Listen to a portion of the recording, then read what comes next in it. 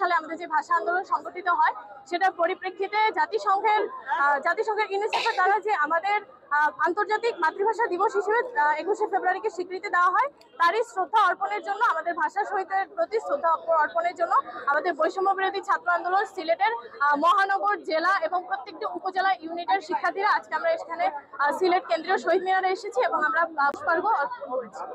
গতকাল 20শে ফেব্রুয়ারি আমাদের বৈষম্য বিরোধী ছাত্র আন্দোলনে কিন্তু অথরাইজড কমিটি আছে।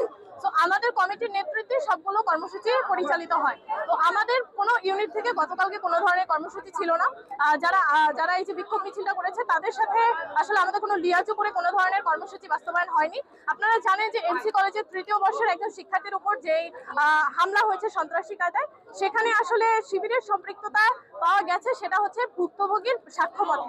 এখন পর্যন্ত তদন্ত চলছে এবং আমরা প্রশাসনের কাছে আমরা দাবি রাখবো যে এই যে ঘটনাটি ঘটেছে, একটি শিক্ষাঙ্গনে যে সন্ত্রাসী কায়দায় হামলার পুনরায় যে সংস্কৃতি, এটা ফিরিয়ে আনার জন্য যেই দলই চেষ্টা করবে তাদেরকে শাস্তির আওতায় এনে এবং সুষ্ঠু তদন্তের মাধ্যমে তাদেরকে শাস্তির আওতায় এনে যথাযথ বিচার করতে হবে। আমরা অলরেডি একটি প্রেস বিজ্ঞপ্তি দিয়ে দিয়েছি, কারণ আমাদের বৈষম্য বিরোধী ছাত্র আন্দোলন সিলেট জেলা, মহানগর অথবা অন্য কোনো ইউনিটের কালকে কোনো ধরনের প্রোগ্রাম ছিল না। এটা নিশ্চিত করতেই আমরা এই বিবৃতিটা দিয়েছি।